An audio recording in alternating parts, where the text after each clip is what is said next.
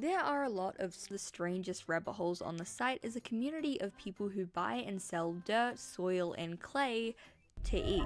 I'm never disappointed with this product. Awesome texture and earthy taste. I'm an addict for this dirt. This shale stone is divine, timely packaged well, and tastes delicious. Awesome taste and cleanliness, no comparison with any dirt, clay, and dirt products on Etsy, and they're just a drop in the bucket of the thousands and thousands of purchases made. This isn't some niche thing that one or two people are into. This is a thriving look at the dirt eating side of Etsy to discover how and why this phenomenon came to be. Before we get into things, I just want to give a huge thank you to Tomboy Toes for sponsoring this video. Tomboy Toes are dress which rarely carry men's dress shoes in sizes smaller than a US woman's 9. They're a small trans-owned business whose mission statement is to boost self-confidence by helping people achieve a look that they've always wanted to rock. I have roguish brogues in brown and black, and I'm honestly super excited to wear these with just regular casual outfits. They're super comfy and also just look really cool. I also got the Traveler's toe caps in black. They're actually really soft and warm, so they're perfect for outdoor events or traveling, as the name suggests. Whether you need high quality and stylish dress shoes for work, formal events, or just casual everyday wear, Tomboy Toes is perfect for those who wear smaller sizes. As someone who myself is non-binary and sometimes struggles to find more, because making these things more accessible for everyone is something that I really believe in.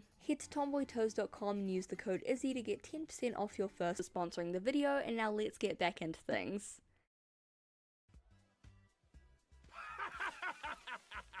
I am Dirt Etsy, and what the fuck is happening? Many were skeptical. They wondered if the people in these posts were just LARPing or fantasizing about eating dirt and the products in question were just chocolate crumbs or cookies made to look like bits of earth and clay. But no, this is actual dirt from the actual ground that masks and used in skincare products, etc. And while yes, some buyers are definitely using these products for non-eating purposes, most of the reviews are praising and eating dirt. A quick search on the site will confirm that yes, edible dirt Etsy does exist, and edible dirt and clay products are actually with hundreds and in some cases even thousands of sales and reviews. Between these larger shops and of course the smaller sellers, because it's important to support small businesses, there are options. The most popular type seems to be red dirt, which is often found in warm, dry climates and has a sandy, earthy taste. Chalk is another popular option. At a listing for White Mountain Natural Edible Russian Chalk, the description reads, "If you are looking for a classical chalk taste, then this is the one for you. Brilliant white in color, easy to chew with hardly any grit." A listing for edible Casper chalk is described as having a fresh and creamy taste with a soft to medium crunch. You might also be wondering about this assurance that the chalk is pure and clean.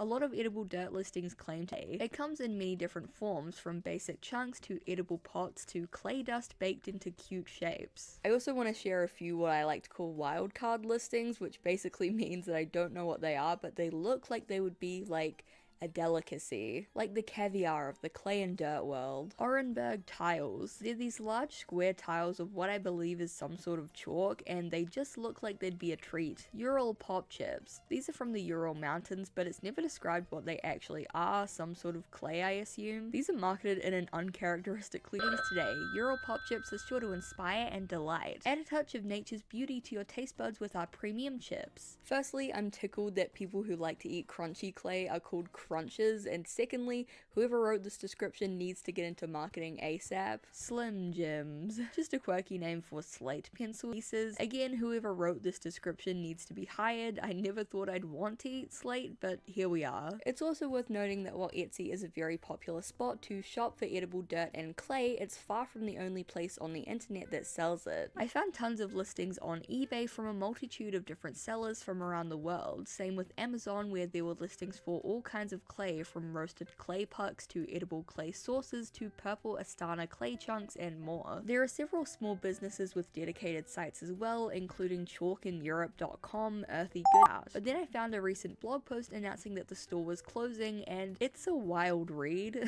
With much prayer and thought, I will be closing Earth's clay store. Almost 7 years come this April in running this business. It is now time for a change. There are a few reasons for closing. The Holy Bible makes reference to the Earth mourning. happening to me when I consume it. In short, it is also making me sad. I considered my life up to this point. Depression runs in my family, I get depressed at times. Could eating chalks and clays be a contributing factor? Or even prolong my depressive state? Large quantities, yes. Small amounts every once in a while, no. Temperance is what is needed. For this reason, I can no longer be a huge seller, as I may be adding to others being depressed and even addicted. We can all see that the world is changing. I believe time is speeding up because Jesus Christ's coming is imminent. How will I be able to buy and sell if I keep the commandments of God and the faith in Jesus? Only those who have the mark of the beast will be able to buy and sell, so instead of not being prepared and having the selling platform blocked because of my beliefs, it's best to close it myself and start preparing my body, mind, and soul, preparing myself physically, mentally, and spiritually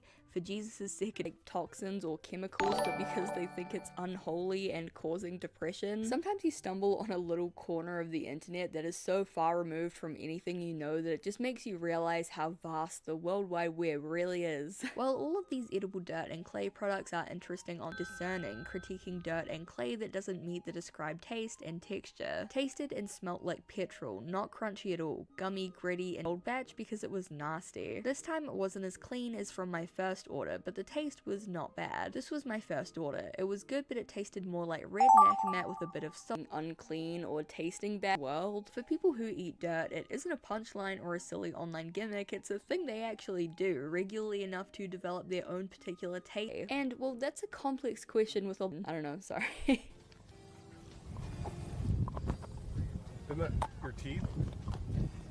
This is a smoky granite. Pica is an eating disorder characterized by a desire to eat things that are not food. There are many different subtypes of pica. Acuphagia is the desire is lead, and geophagia is the desire because, you know, kids tend to go through phases of eating non-edible. Quite a few reviews that I saw did mention satisfying cravings, so that could point towards this explanation. Another explanation could be mineral deficient dirt to get all the goodies they need for their little gut microbiomes or whatever they have. Dares just be licking trees and rocks and shit, so you know, globin concentration in their blood. Lower levels of these are rarely found in those with pica, pointing towards a purely mental cause in most cases. However, dirt and clay eating can also just be a popular in certain states in the US. From an NPR article, quote, "There's an old saying in the South, a child's gotta eat their share of dirt." Mamie Lee Hillman's family took this literally, but they grew up in Greene County, GA, and used to go with her family to dig for their own dirt to snack on. It was an acceptable thing that people did. Here's a Reddit post depicting some kaolinite for sale at a local grocer. Though the label claims that it's a novelty item, the comments confirm that kaolinite is commonly sold in the South, especially in Georgia, for the purposes of edible clay and earth.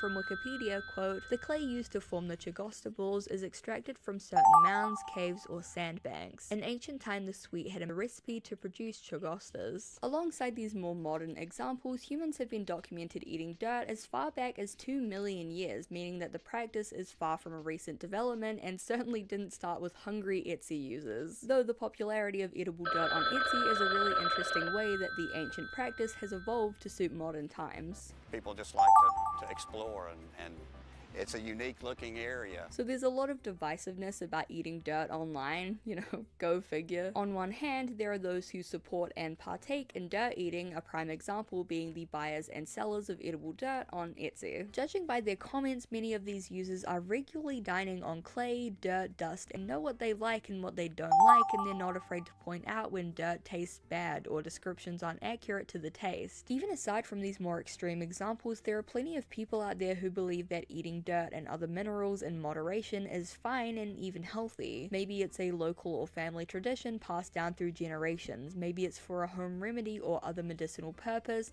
or maybe it's a way of getting vitamins and minerals without having practicing that well into their adult years. Obviously, there is another group entirely that thinks dirt eating is gross, weird, unhealthy, and even dangerous. On the subreddit r/living in Korea now, one post reads, "Eating clay. Hello, I'm looking for grey clay to eat. I have a calcium deficiency and like to eat some clay. I checked Kupang and they sell clay, but I found it a bit expensive for what I used to buy in my country. So I was wondering if there are any Korean sources of edible clay around Daejeon, or anyone knows where I can buy it for real cheap. That would be nice. Thanks. The responses are all negative. Supplements and stop eating mud. WTF? Why are you even trying to eat discount ass clay? I'm sure you can splurge on some good grey clay, bro. OP, I think you might have pica. I think you need to crave a doctor's appointment and get this checked out. Wouldn't calcium supplements be better than clay? And I think that a lot of these negative of understanding and sometimes a mocking attitude towards the disorder. However, many of these reactions clearly come from a place of concern, and rightfully so. There's no spectacle of it,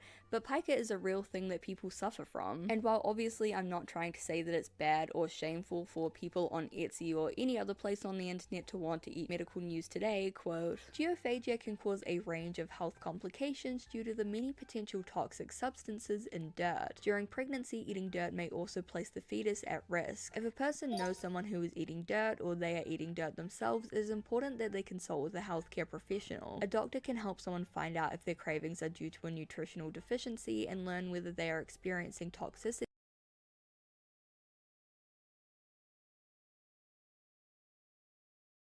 in dirt. During pregnancy, eating dirt may also place the fetus at risk. If a person knows someone who is eating dirt or they are eating dirt themselves, it is important that they consult with a healthcare professional. A doctor can help someone find out if their cravings are due to a nutritional deficiency and learn whether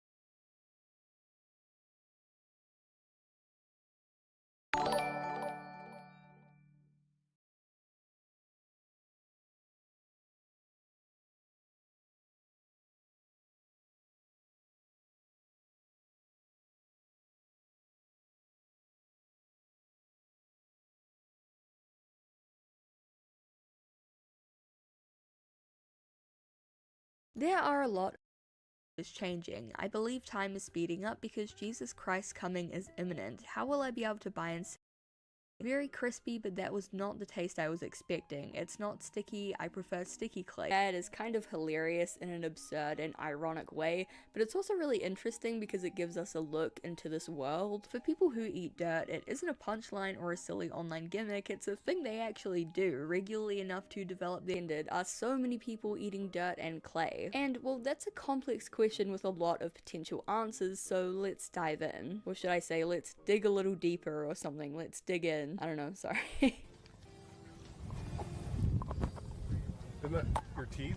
Eat things that are not food. There are many different subtypes of pica. Acuphagia is the desire to eat sharp objects, hyalophagia is glass, metallophagia is metal, plumophagia is lead, and geophagia is the desire to eat earth, soil, sand, clay, and chalk. It's most commonly reported in children and pregnant people because, you know, kids tend to go through phases of eating non-edible objects, and pregnancy can cause all sorts of wacky cravings for all kinds of things. And quite a few reviews that I saw did mention satisfying cravings, so that could point towards this explanation. Another explanation could be mineral deficiencies, which some theorize could explain the urge to eat clay and dirt. The body is seeking out vitamins and minerals that it needs, like how animals will lick rocks and dirt to get all the goodies they need for their little gut microbiomes or whatever they have. Deers just be licking trees and rocks and shit, so you know, it would make sense that it would be the same for us. Kind of. Wikipedia states that those suffering from geophagia. It also states that biological abnormalities are rarely found in those with pica, pointing towards a purely mental cause in most cases. However, dirt and clay eating can also just be a cultural thing, not caused by any urge or craving, but practiced as a societal norm. Kaolinite, also known as gotta eat their share of dirt. Mamie Lee Hillman's family took this literally, but they weren't just after any old dirt. I remember my mum and my aunties eating that white dirt thing that people did. Here's a Reddit post depicting some kaolinite for sale at a local grocer. Though the label claims that it's a novelty item, the comments confirm that kaolinite is commonly sold in the South, especially in Georgia, for the purposes of eating. Similarly, in Jalpatan, Mexico, there's a traditional candy called a chagos, certain mounds, caves, or sandbanks. In ancient time, the sweet had a mainly medicinal and religious function. Today, its consumption is increasingly scarce and only a few older people in Jalpatan know the recipe to produce chagostas. Alongside these more modern examples, humans have been documented eating dirt as far back as 2 million years, meaning that the practice is far from a recent development and certainly didn't start with hungry Etsy users. Though the popularity of edible dirt on Etsy is a really interesting way that the ancient practice has evolved to suit modern times. People just like to explore and Port and partake in dirt eating, a prime example being the buyers and sellers of edible dirt on Etsy. Judging by their comments, many of these users are regularly dining on clay, dirt, dust, and chalk, so much so that they've come to form their own particular tastes. Tiles and pots, cookies, slate pen to the taste. Even aside from these more extreme examples, there are plenty of people out there who believe that eating dirt and other minerals in moderation is fine and even healthy. Maybe it's a local or family tradition passed down through generations, maybe it's for a home remedy or other medicinal purpose, or maybe it's time, and clearly some people have continued practicing that well into their adult years. Obviously, there is another group entirely that thinks dirt eating is gross, weird, unhealthy, and even dangerous. On the subreddit r/living in Korea now, one post reads, "Eating clay. Hello, I am looking for grey clay to eat. I have a calcium deficiency and like to eat some clay. I checked Coupang and they sell clay, but I found it a bit expensive for what I used to buy in my country. So I was wondering if there are any Korean sources of edible clay around Daejeon, or anyone knows where I can buy it for real cheap. That would be. If you have a calcium deficiency, get some calcium supplements and stop eating mud. WTF? Why are you even trying to eat discount ass clay? I'm sure you can splurge on some good grey clay, bro. OP, I think you might have pica. I think you need to crave a doctor's appointment and get this checked out. Wouldn't calcium supplements be better than clay? None of those with pica are common, leading to a lack of understanding and sometimes a mocking attitude towards the disorder. However, many of these reactions clearly come from a place of concern, and rightfully so. There's nothing wrong or shameful about having pica. It's a disorder. I know know there's this whole stigma around it because of those stupid TLC shows that or shameful for people on Etsy or any other place on the internet to want to eat chalk or dirt or clay. What I will say is that it can be potentially very dangerous. From an article in Medical News Today, quote, "Geophagia can cause a range of health complications due to the many potential toxic substances in dirt. During pregnancy, eating dirt may also place the fetus at risk. If a person knows someone who is eating dirt or they are eating dirt themselves, experiencing toxicity from harmful substances in the dirt, including heavy metals like lead." Despite the fact that a lot of edible dirt sellers label their products as clean, in air quotes, several reviews on Etsy mention biting into hard bits of rock and stone and even finding glass and other inedible and dangerous objects inside their clay. With edible dirt and clay being a pretty niche market, it's highly unregulated. Most of these products are sold as novelty items and are noted as not being for human consumption, even though they are, to get around any legal issues that might arise from getting sick or injured from the chemicals or glass in it. In conclusion, I'm actually really glad that I went down the edible dirt and clay on Etsy rabbit hole because I feel like it gave me more of an understanding on why people might do this. Pica and geophagia are very real and not even really that uncommon, and people who dirt every now and then probably won't kill you. Also, disclaimer, I'm not a doctor, don't quote me on that, I'm not liable for anyone eating dirt or clay, please don't. But a lot of posts that I saw online showed an addiction and dependency on eating clay and dirt in order to soothe anxiety. If this sounds like you or anyone you know, I implore you to please see a doctor because eating a lot of these substances in large quantities can be really dangerous, and there is definitely help out there for anyone who is suffering from pica or geophagia or just generally cravings for clay and dirt. Live your life how you want, obviously. I just don't want anyone to get lead poisoning from eating delicious clay tiles. Thank you guys so much for watching. I really appreciate it. I really hope you enjoyed that topic.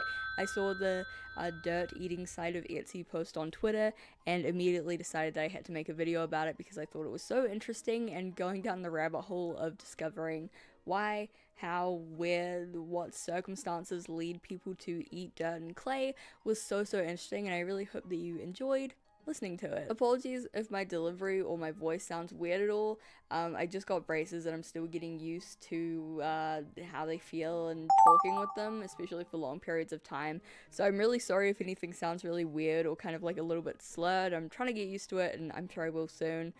So yeah, apologies for that. Let me know if you guys have any topics that you want me to cover in the future. Thank you so much for watching. I really appreciate it, and I really hope to see you in the next one. Simon, Katrina Likes 5e Stuff, Dr. Worm, Oliver Brains, Dozo Blint, Hazy, Zoe Mars, Matt LRJ, Michelle Olsen, Kia J. Parker, A Riddle Wrapped in Enigma Hidden by a Question Mark, Jar the Bar, Vivian Valencia, Jet Secret, Helm Hamburger Hand, Dave. If you want to join these guys over on Patreon, the link will be in the description. And yeah, thank you so much for watching, and I really hope to see you in the next one. Bye!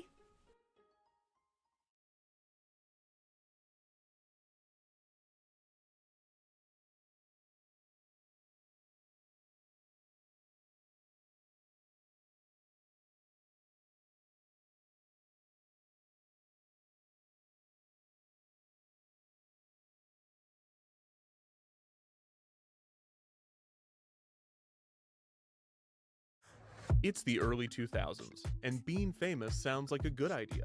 Fame and fortune are timeless objectives. Devices, the internet, and denim were making celebrities more accessible to their fans than ever, while at the same time elevating their social status to a point that's in fame. But some believe that they had a chance at reaching this status themselves. They just needed to be discovered. Unfortunately, the only surefire way to become absurdly famous at the turn of the millennium was to have starred in the 1989 revival of the Mickey Mouse Club. If you weren't a Mouseketeer, you could try. Stardom was less clear, but that was about to change. Throughout the 20th century, music competitions had often elevated hopeful nobodies to stardom. For instance, Frank Sinatra got his start on Major Beau's Amateur Hour, a radio talent competition. With the emergence of television, competitions such as Eurovision by the late 90s. But a new wave was on its way. In 2000, ABC began airing a music reality competition named Making the Band. In another format, Pop Stars would begin airing in the UK and the US in early 2001. Both of these shows sought to find new talent and form the next big music group. Both programs heavily integrated elements from the new reality television genre, and the winners of these programs would be immediately signed to the record label of the show's producers. In early 2001, the winners of Popstars UK formed the group Hearsay, which according to the Observer's relevancy test was a massive success, as they had attracted one stalker. And according to my relevancy test, all 5 members have Wikipedia pages, but only 3 have photos attached. B-. Popstars US formed Eden's Crush in early 2001, which launched the career of future Pussycat band on ABC had formed O-Town. Of the 5 original members and 1 replacement, 2 Wikipedia pages, 1 photo. Also F. Wikipedia is not always correct when it comes to facts, but the Wikipedia Music Group relevancy test does not lie. In 2001, British music and television mogul Simon Fuller noticed the interest in these new programs. Fuller was best known as the manager of the Spice Girls, until he was fired by the group in 1997, and airing in the UK on ITV in late 2001. Pop Idol combined multiple successful elements of other music competitions, with 3 key differences that set it apart. First, unlike Popstars and Making the Band, the goal of Pop Idol was to find a singular star, not form a group, to decide its winner. Fuller hoped that the show's format would be popular enough to launch the career of the UK's next big recording star, but the show's popularity would receive a major boost from the harsh critiques of one of its judges, music executive Simon Cowell. I believe you. Mark yourself out of 10 on that one. About 7 with a bit of a sore throat. 2. Cowell became known for his honest and often cruel feedback to performers a week. Over 15% of the country's population tuned in Fuller and Cowell to pitch a version to networks in the US, eventually convincing Fox to air a season of the competition. The show, renamed American Idol: The Search for a Superstar, began airing on June 11, 2002. American Idol would feature a panel of 3 judges. Simon Cowell would also serve on the American Idol panel, bringing the same surly energy that had made him famous on Pop Idol. I can honestly say you are the worst singer in America. Really? Cowell would be joined by Randy Jackson, a bass player and music producer, and Paula Abdul, a pop star who had found success in the late 80s and early 90s. 2 hosts, Ryan Seacrest and Brian Dunkelman, would guide contestants and audiences through the competition. The first step in finding the new American Idol was an elaborate open call audition held in multiple cities throughout the country. Thousands of prospective contestants were judged by cast to the filmed auditions were either good enough to move forward or bad enough to make compelling TV, with a handful of singers that were just okay to make the process feel realistic.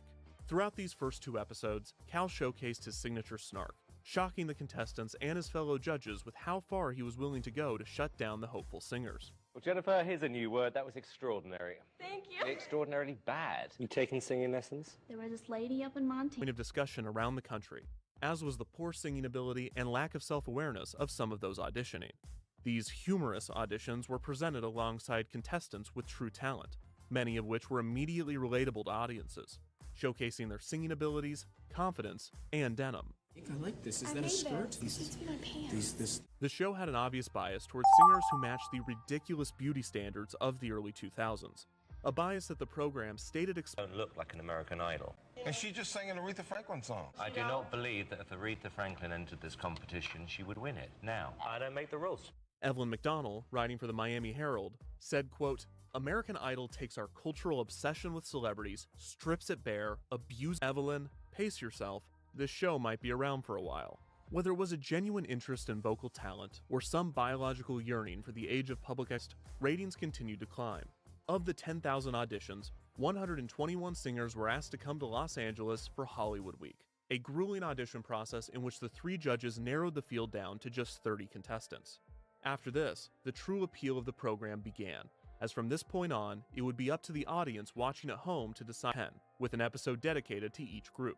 3 contestants would emerge from each pool, with an additional wildcard show allowing for 1 additional contestant to round out the top 10. From there, 2 contestants were eliminated to create a top 8, and after that, only 1 contestant was eliminated each week. Finally, on September 4th, 2000, Pop Idol, the promise of the show was fulfilled, and Clarkson was immediately elevated to mainstream stardom. She signed a record deal under Simon Fuller, and soon she was a legitimate, charting musician. It was completely fabricated, planned from the beginning, yet it was more authentic than most industry success stories. The show was filled with these dichotomies, the cruel mixed with the wholesome, the staged mixed with the democratic. The value or morality of the program was up for ratings and star creation, but the phenomenon that would be American Idol was just beginning. While thousands of Americans were dreaming of receiving a golden ticket to the real Hollywood, a fake Hollywood in the swamps of Florida was struggling with its identity. Disney MGM Studios theme park had been put into development in the mid-1980s, shortly after Michael Eisner had become CEO of Walt Disney Productions. Eisner had come to the company from Paramount Pictures, and he brought with him energy, creativity, and knowledge from a pitch he had been given by MCA in July of 1981 detailing their plans for Universal Studios Paramount on board. He had been shown the plans. He knew the plans. Allegedly. Less than a year after Eisner took the helm at Disney, plans were announced for a new Walt Disney World attraction, named the Disney MGM Studio Tour. Disney planned to build production facilities and sound stages for both live action and animation. Disney entered into a licensing agreement with MGM to use their name as well as properties from their film library. Similar licensing deals with Paramount and Sony were signed to create a more authentic and modern Hollywood attraction. In late 1986, MCA would finally greenlight the construction of Universal Studios Florida, due to Disney MGM's similarities to Universal's original. Meanwhile, the Disney MGM Studios Tour was developing into the Disney MGM Studios theme park, which would now feature a tram tour to closer resemble Universal Studios in Hollywood. A key feature of both parks would be the film production facilities being built on site, but Disney MGM was relying on theirs to be the star attraction, with the signature studio tour to last 2 hours. Disney would beat Universal to the punch, with the Disney MGM Studios theme park opening on May 1st. The park also offered several themed dining experiences, and more modest shows and demonstrations were scattered throughout the park. Just off of the Mickey Mouse-shaped hub was Superstar Television, a show in which audience participants were inserted into their favorite television programs through the use of physical sets and clever compositing. Over the course of the 25-minute show, guests would be inserted into vintage shows such as I Love Lucy and The Howdy Doody Show, and contemporary programs guests had come to expect from a Disney park. Disney already had plans to address this. The popular Disneyland attraction Star Tours was already under construction at the park, and a new Muppets area and attraction was on the way. However, Disney MGM had bigger problems than guest satisfaction. The park was reverse engineered. Rather than a tour being added to an operating movie studio, an operating movie studio was created so that it could be toured. Producers on the West Coast were cautiously optimistic about Orlando becoming the Hollywood of the East, but many were skeptical on Disney's dedication to operating Disney MGM as an actual studio. Miniature Catastrophe Canyon tram stop, which simulated practical film effects such as pyrotechnic explosions and a flood. Sound from this area bled into New York Street and other portions of the backlot, which rendered these filming locations, quote, virtually useless, which in turn hurt the tram tour, because now there were less production. Every instance in which Disney had the choice between improving the vitality of Disney MGM as an operating movie studio and improving the quality of Disney MGM as a theme park, they almost always chose theme park. In 1994, a new expansion named Sunset Boulevard added more shops and the Twilight Zone Tower of Terror thrill ride.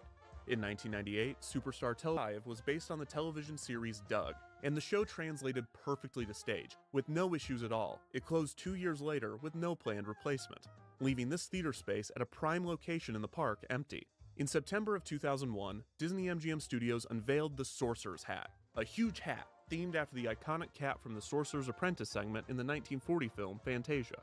The Sorcerer's Hat was constructed to celebrate the 100 years constructed after the celebration, and it would instead become an icon of the park, and a signifier of a very specific period in Disney MGM history, one that could be described as a middle period, a slump, or even a dark age. At the same time that Disney MGM Studios was entering this dark age, American Idol was entering its golden age. After the success of the show's first season, a second season of American Idol was quickly put into production. Season 1 had not only created multiple stars, but it had motivated thousands of prospective ones. The open call for auditions saw 70,000 people try out for the show, and the production had to begin renting out stadiums to handle the crowds. The show started splitting the process over multiple nights, with 3 episodes dedicated just to auditions in Season 2. The number of singers moving on to Hollywood Week was increased from 121 to 234, and this stage now featured multiple elimination rounds, resulting in 32 singers moving on to the semifinals. Other changes this season: city-esque tablecloth. This was replaced with a more sturdy and sleek-looking table that took a lot of the edge and rawness out of the production. This season also allowed viewers to send their votes in via text message, which one would think was due to young people preferring this method over calling in, but rather, it was cell carriers that were using shows such as American Idol to interest young people in SMS. The rise in texting among young Americans in this period would actually be attributed in part to American Idol pushing it. Another technology evolving alongside the show was digital media players, a landscape that was dominated by Apple's iPod and iTunes. This added an unprecedented level of freedom to the music listening experience, and the instantaneous delivery of single song, with the Season 1 cast having embarked on a tour, recording a compilation album, and filming a television special. A spin-off show, American Juniors, sought to create stars out of a younger pool of contestants, and ended up discovering such talent as Christina DeBarge, Caitlin Tarver, and Lucy Hale. But the show made the mistake of trying to form a child supergroup rather than a single star.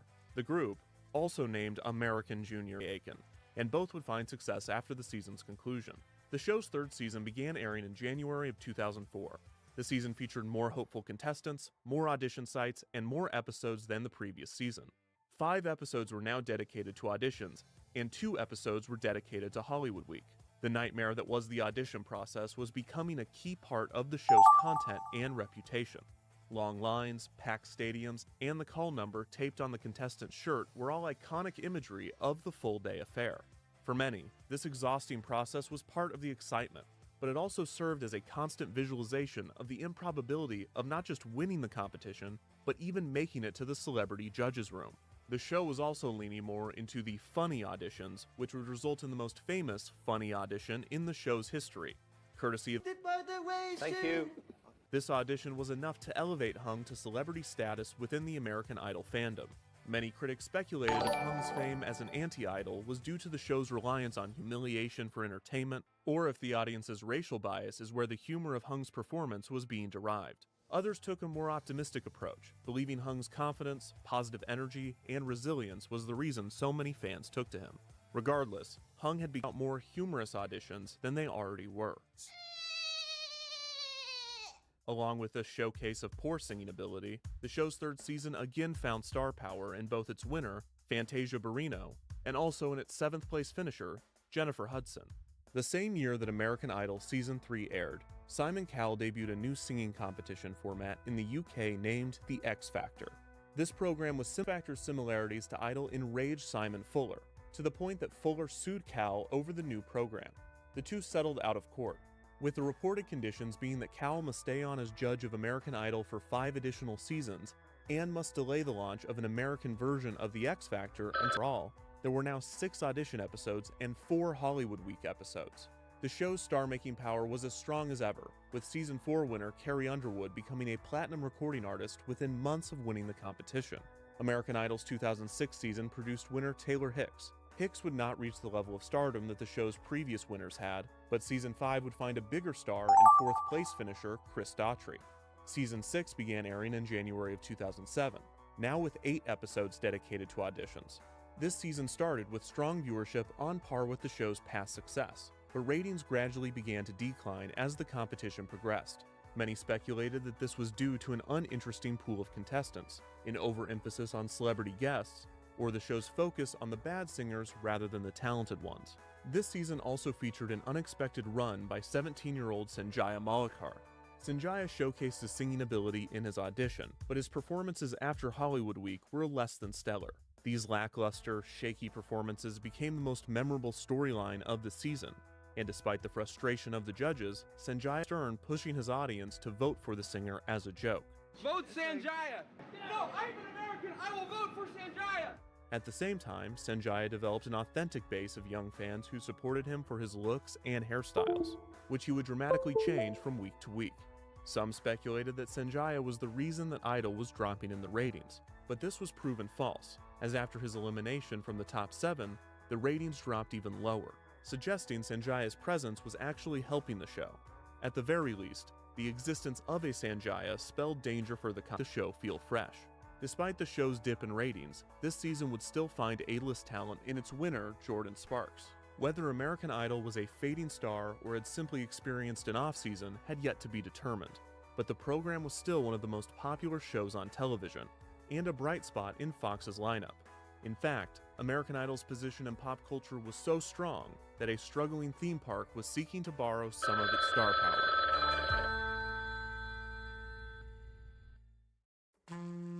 Throughout the early 2000s, the Walt Disney opened with a unique concept, Epcot's being a technology showcase with World's Fair elements, and Disney MGM Studios being an operating movie studio the guests could tour. Both faced unique challenges with their conceit. Epcot could not keep up with the exponential growth of technological innovation, and the park struggled to maintain the corporate sponsorships that helped fund many of the attractions.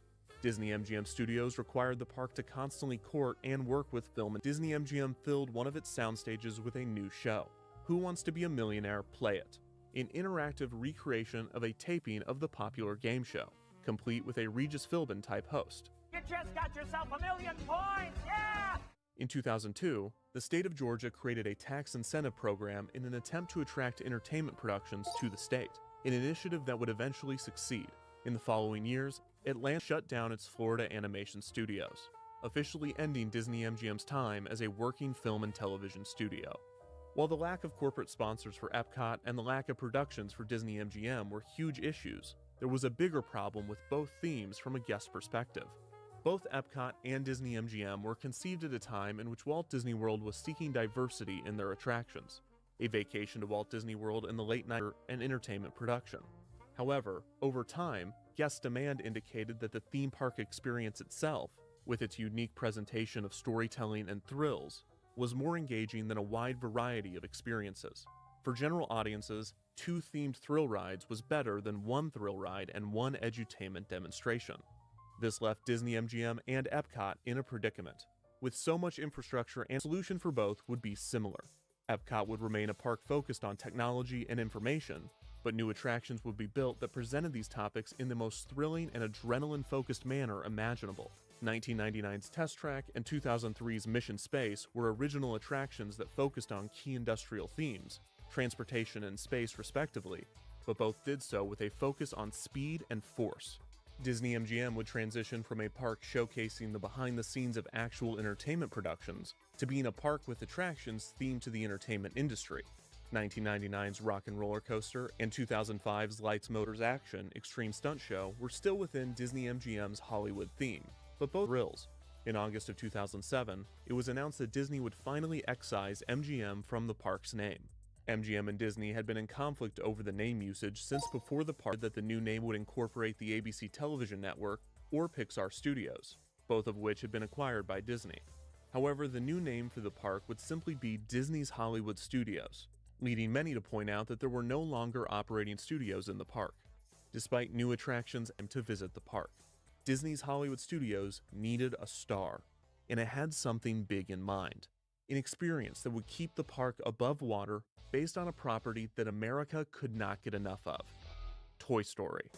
In 2007, it was announced that a new interactive screen technology, allowing guests to participate in a series of carnival games hosted by Toy Story characters. At the same time that the Imagineers were working, Disney announced that they had entered a licensing agreement with Fremantle Media and 19 Entertainment, the producers of American Idol, in order to create an attraction based on the show.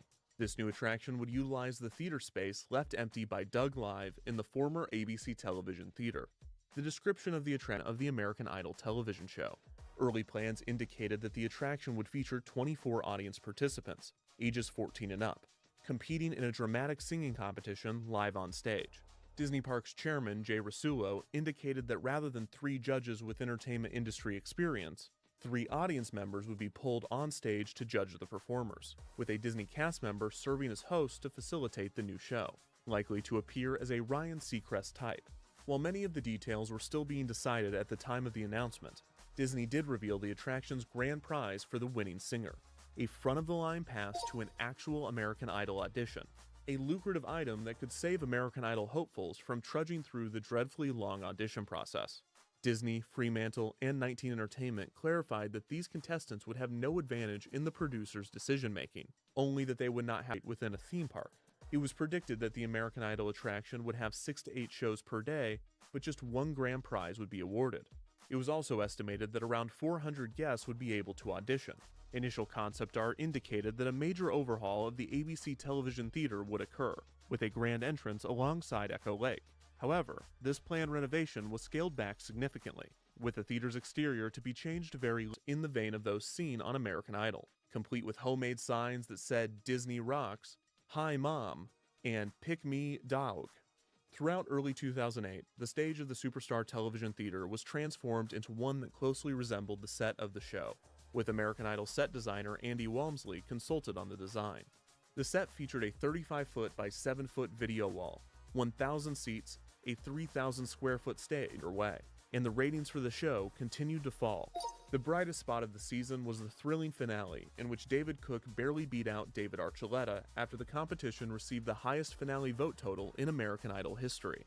After Cook's win, he shouted the iconic phrase, "I'm going to Disney World." I'm going to Disney World!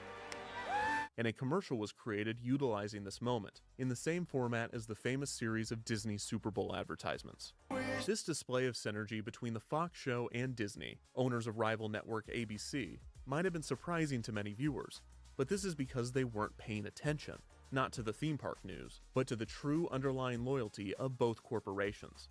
As since their inception, the Disney parks have had a close partnership with soft drink manufacturer Coca-Cola, and anyone that has watched American Idol for more than 2 frames knows that the program also has a close partnership with Coca-Cola. You're a sweetheart, you're a sweet soul, and it comes across when you sing. After nearly a year of development on the stage and format, the new attraction, officially named the American Idol Experience, was ready to open. The opening would not be until the following month. Finally, on February 12, 2009, Disney rolled out the blue carpet for the first official round of studded affair.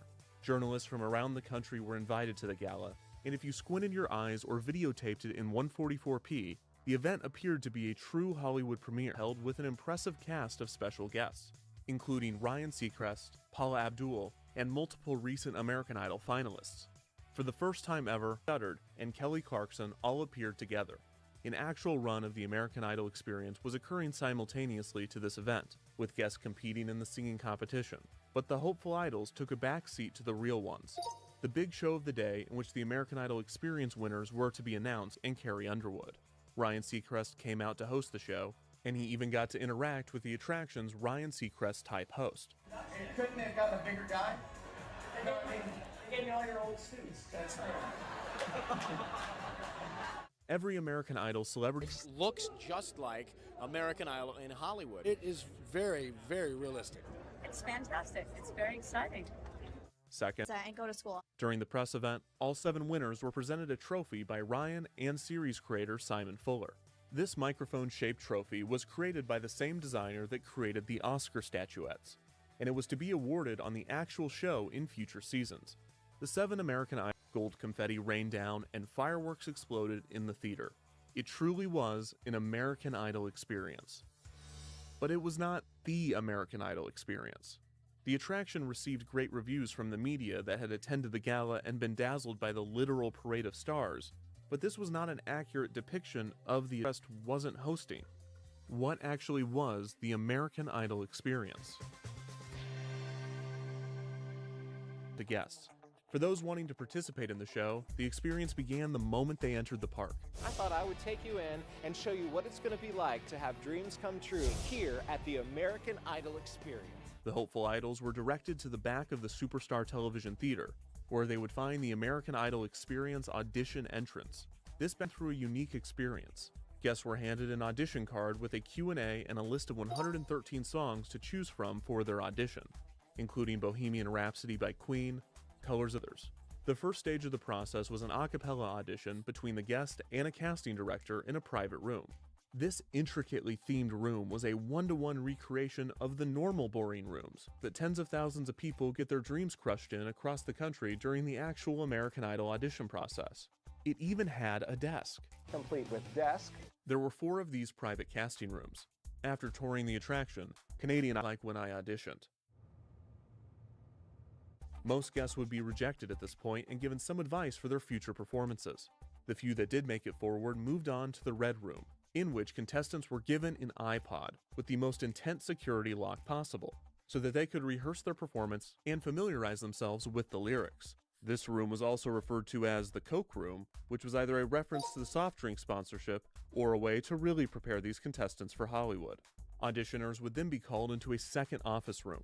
This room was even more impressive, featuring a flat-screen TV with the lyrics to the song and a camera to capture the performance. If the guests passed this audition, they were sent forward to perform on stage the rest of Disney's Hollywood studios until their call time, which would be an hour before their show time. Once they returned, guests waited in a green room and were pulled into both hair and makeup and a practice room in which a vocal coach would work with them before their performance. Finally, before the crowd was allowed into the theater, the singers were able to the Superstar Television Theater under the large marquee. The unique covered pre-show corral was originally designed for Superstar Television, and it featured a ramp design that matched the slope of the theater itself. At the bottom of this was an area in which a cast member could host a pre-show for guests. In Superstar Television, this is where guests would be pulled to participate in the show. In the American Idol experience, guests would watch a short video in which Ryan Seacrest described the prom, a brief segment, instructing the crowd to say something specific in order to surprise one of the contestants later in the show. After this, the crowd would enter the theater and the American Idol experience show would finally begin. The preliminary show lasted around 25 minutes. The pre-show host would come out and get the crowd excited and ready to be a supportive audience for the group of performers. And start rocking like this. Every day I'm shuffling. After this, with the names of that show's contestants displayed on the screen. After this, the Ryan Seacrest type would come out on stage and take over hosting duties, introducing the 3 contestants as they marched out from backstage and hit their mark. The host would then introduce the grand prize, the Golden Dream Ticket.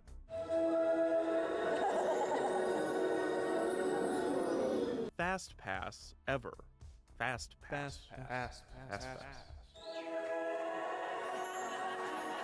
The age range for the competition was, according to at least one Ryan Seacrest type, between, quote, 14 and death, despite the American Idol television show having an age range between 16 and 28. The host would explain that the winner of the Golden Dream Ticket could gift it to a friend or family member, but they were not allowed to sell it. The 3 contestants were asked to leave the stage, and the 3 judges were then introduced. The original plan to have audience members Paula Abdul and Simon Cowell. In order to make the 3 actors seem qualified to judge the contestants, their resumes were listed out by the host. This part in the show is 3 projects on it, so the host reading them makes them sound like highly sought-after talent judges and not just working performers past their 20s. While the panel would be switched out with different actors filling each role, the typical portrayal was that the Randy type would be the most constructive to the contestant. It's about your initial attack on the song, which will determine how well you do. The Paula type would be the most positive. And the Simon type, somewhat surprisingly, was real Simon. Juvenile, tuneless, mediocre, and horrible. Simon was in a bad mood. As this was Disney World and the contestants are paying part, the audience was encouraged to boo fake Simon as if he were a villain in a melodrama. The 3 contestants would come out one at a time to perform. Before their performance, they would be given a staged introduction in one of 3 ways. The first was pre-taped advice from an American Idol contestant.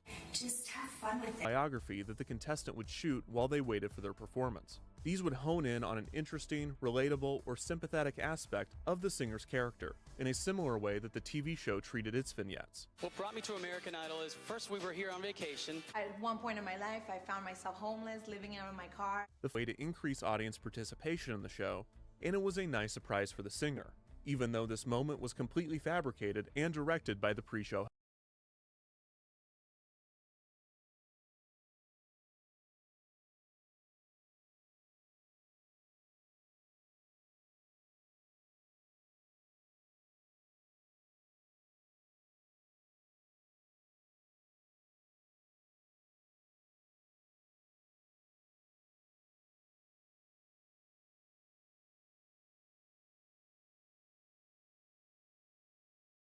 Literally.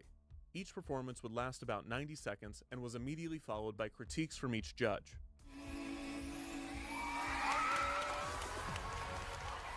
Reportedly, the producers of the attraction would try to place the strongest singer in the final spot